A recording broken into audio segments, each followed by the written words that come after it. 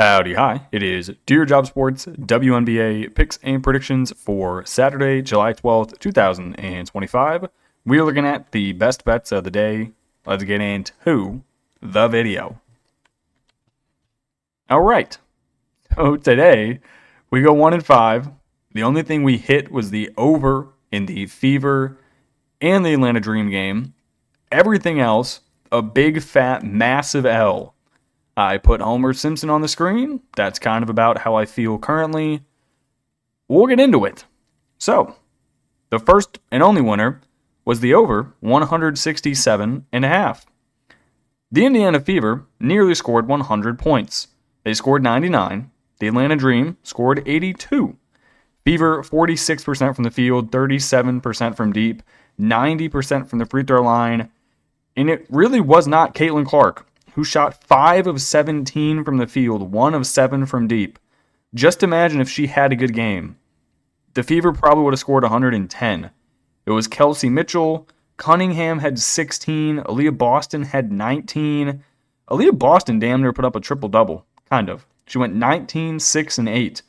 And then Kelsey Mitchell just went 9 of 16 from the field. I was like, well, okay. Now we get to the losers. Atlanta Dream. I think they had, like a 5-point halftime lead? I remember, because I didn't watch this game, I was out, but I checked the score at halftime.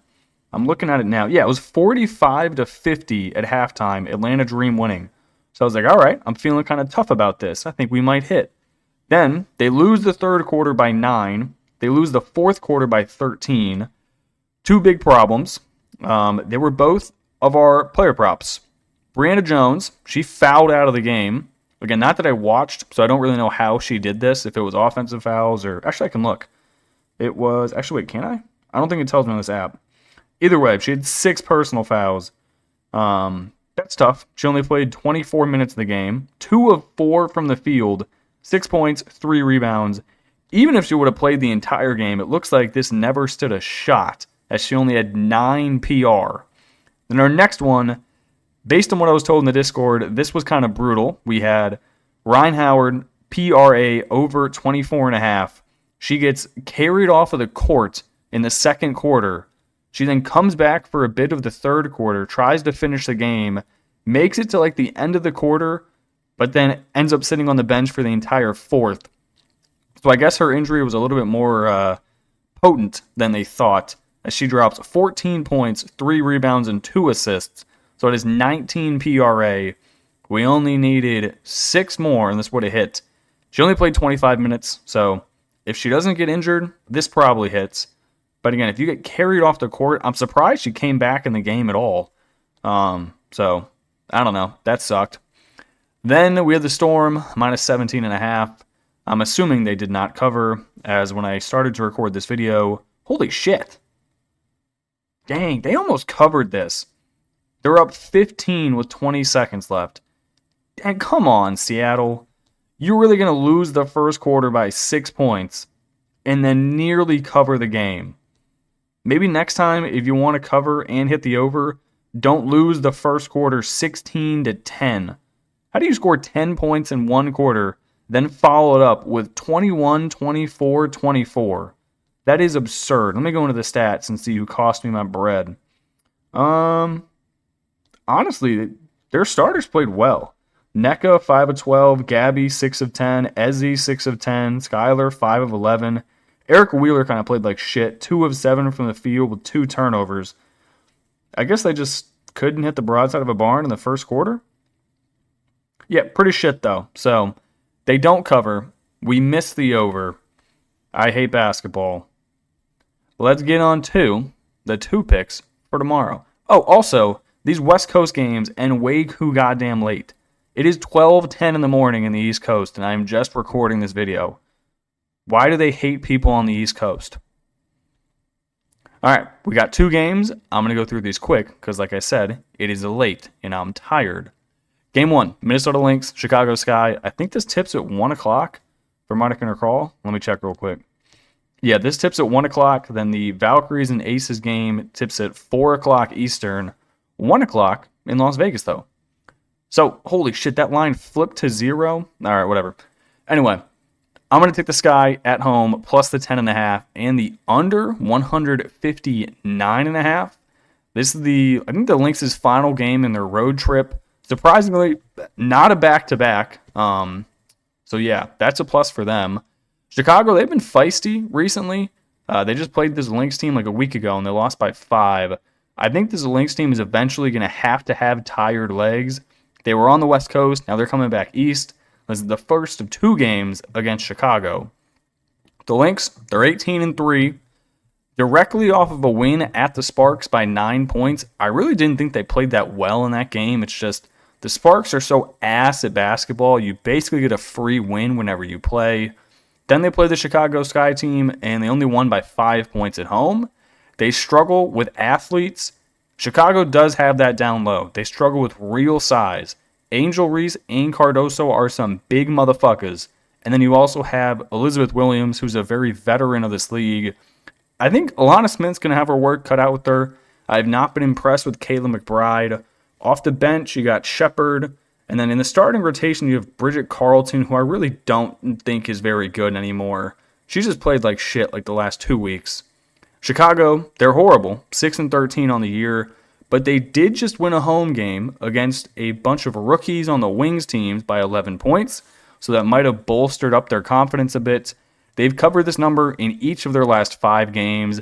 It looks like they might be switching up the rotation. I'm not sure if Cardoso came off the bench their previous game because it was her first game back from Brazil, or if Tyler Marsh has actually realized Reese and Cardoso cannot start the game together on the court because they just can't spread the court and we have no one who can actually shoot the ball. Hopefully the answer is that, because I'm taking Angel Reese PRA today, and I need that motherfucker to hit. Next game, so I got the Valkyries at plus 1.5, although I feel bad for the video, because currently the line is Valkyries minus 1.5. But my ticket's plus 1.5, so I'm keeping that shit right the fuck there. Cry about it. Also taking the over, 159.5. Hold on, this line is going, the over's gone down 5 points. Jesus' tits. All right, well, I'm committed, so I'm going to have to keep that there. Yep, we're going to keep that there. God, I got a shit number on that over. Well, whatever. Here we are. Anyway, Natalie Nicase back in Vegas, her old stomping ground. She was assistant coach under Becky Hammon. They've already played this year. It was in Golden State, and the Valkyries kicked their ass. They won by 27 points. It wasn't even close. Now they play again. No Asia Wilson. I see no reason why the Valkyries should not lay belt to ass again. Valkyries 10-9 on the year. They just beat the Fever by 19 points on the road. I still don't claim to know how the hell they're doing it. It has to be coaching at this point, and their game plan and film sessions are just so good. They're outworking the other team because they definitely don't have the talent. I mean, their point guard is Veronica Burton. You're getting ridiculous production from Kate Martin and Kayla Thornton. Like, people you would not expect to actually be on a decent roster. But here we are.